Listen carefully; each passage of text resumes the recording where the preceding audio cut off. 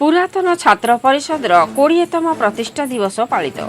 बालेश्वर जिला खैरा ब्लॉक डुंगुरा दर्शन प्रसाद विद्यालय पुरातन छात्र परिषद 20तम प्रतिष्ठा दिवस पवित्र रज संक्रांति विद्यालय परिसर में पालित हो जाइछि।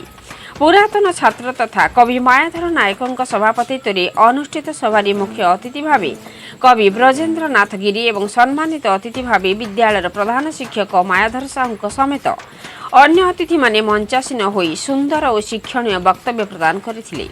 अतिथि परिचय प्रदान करथिले पुरातन छात्र तथा प्राध्यापक डॉक्टर ब्रजमोहन मिश्र।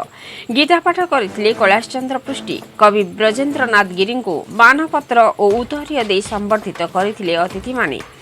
पुस्तक उन्मोचन पर कवि श्री गिरी समस्त को बहुत सुंदर और शिक्षणीय वक्तव्य प्रदान करथिले।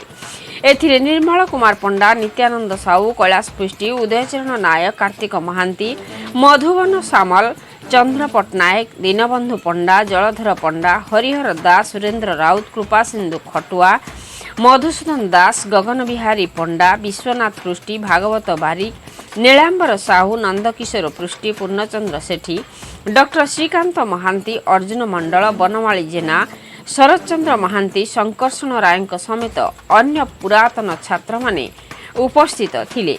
शेषरे सभापति समस्त को धन्यवाद दे सभा सांग करथिले। कार्यक्रम परिचालन रे उपस्थित पुरातन छात्र माने पूर्ण सहयोग करथिले। बालेश्वर नरेंद्र प्रसाद बेहिरा रिपोर्ट मसीहा न्यूज। आपण मसीहा न्यूज रो यूट्यूब चैनल को सब्सक्राइब कलेनी कि जदि करि नाहंती एबे करनियंतु। एहा सह मसीहा न्यूज रो फेसबुक और ट्विटर पेज को लाइक और फॉलो करंतु। ता सह मसीहा न्यूज रो ऐप आसी गलानी। निज मोबाइल रो प्ले स्टोर रु डाउनलोड करनियंतु। जय जगन्नाथ।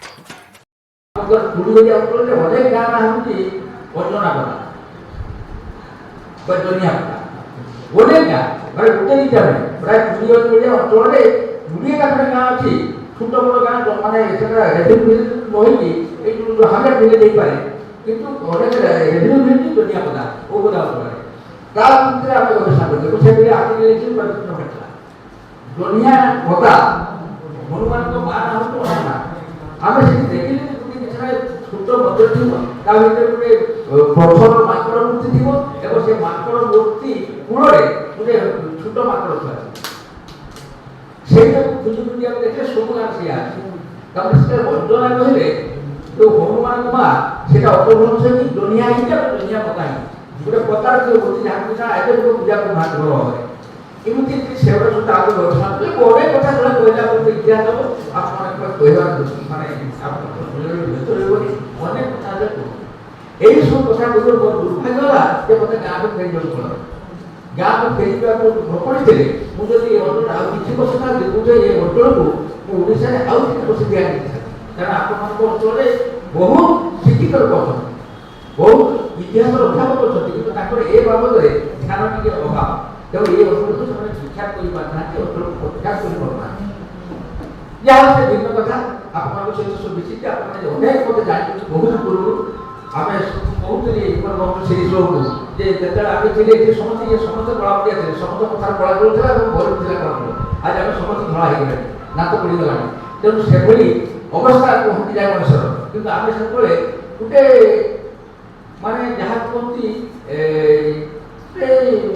आप्राण उद्यम कर गोटे अंचल विभिन्न कथा प्रकाश करने आम उद्यम करते कौ बोलूँ कौ बाहर आप समय ये करुणा ये करुणा पर स्थान सब अनुसंधान कर किए मिशी सब कथा को ध्यान अनेक ज्ञानी प्रज्ञा भाग्य अच्छा प्रेरणा मिले से प्रज्ञा के बढ़े सब कथा समस्त अच्छे सब प्रज्वलित हुए मन सत्वे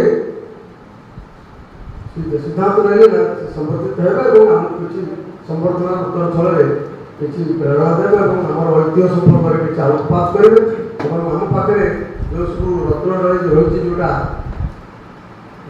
गोपन अच्छी हमें पाई संधान ତାକୁ ସେ ମଧ୍ୟ ଉପାଡ଼ି ଦେଖେଇବେ। କାରଣ ମୁଁ ତାଙ୍କ ସହିତ ତ 75ରୁ ସାମିଲ ହେଇଗଲି। ଗୋଟେ ରୋଚକ କାହାଣୀ, ସମୟ ତ ନାହିଁ, ଟିକେ କହିଦେଉଛି। 75 ମସିହାରେ ସେ ଯେତେବେଳେ ଆସିଲେ ତାଳବଣୀ, ସେତେବେଳେ ତାଙ୍କର ଗୋଟିଏ ଗପ ବହି ପ୍ରକାଶ ହୋଇଥିଲା। ଶେଷ ଭଗବର କାହାଣୀ। ଦାମ ଥିଲା 2 ଟଙ୍କା।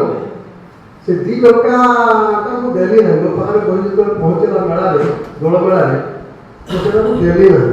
ଭାରି ଅହଙ୍କାର, କାରଣ ଆମେ ତ ସମସ୍ତେ ରହୁଥିଲେ ବହି, ସ୍କୁଲ ମାନଙ୍କୁ କେତେ ବହି ମିଳିବ ଆଉ ପଇସା କରିଦେବି ଗୋଟେ। ଏମିତି ଏଇ ଜ୍ଞାନ ରହିବ। ବର୍ଷେ ପର୍ଯ୍ୟନ୍ତ ତାକୁ ଦେଖି ନାହିଁ। ତାର ପିଲାଟି ଆଣି ଦେଇଦେଲା ତାର ଛାତ୍ରଟି।